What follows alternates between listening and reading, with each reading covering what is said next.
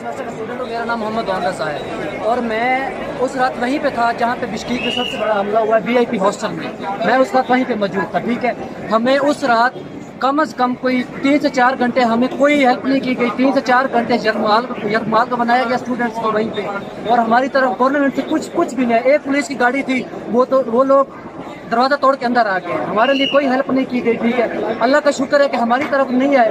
کچھ لڑکیوں کو بھی مارا گیا اور بچوں کو بھی بہت زیادہ مارا گیا. ہاسٹل کی حالت بہت زیادہ خراب تھی. ٹھیک ہے، اور ہم اس قدر افسوسناک، اور میں اس وقت نہیں رویا گیا وہاں پہ. میں نہیں رویا جب انہوں نے یرغمال بنایا. میں اس وقت رویا جب ہماری حکومت نے ہمیں کہا کہ وہاں پہ حالات بالکل ٹھیک ہے. میں ابھی آپ کو ویڈیوز دکھا سکتا ہوں، بچوں کو ابھی بھی وہاں پہ مارا جا رہا ہے. میرے بھائی، میرے دوست، میری بہن اس قدر پریشان ہے، رونے والے حالات ہیں ان کے، اور کوئی ہماری ہیلپ نہیں کر رہا. پاکستانی گورنمنٹ ہماری کوئی ہیلپ نہیں کر رہی.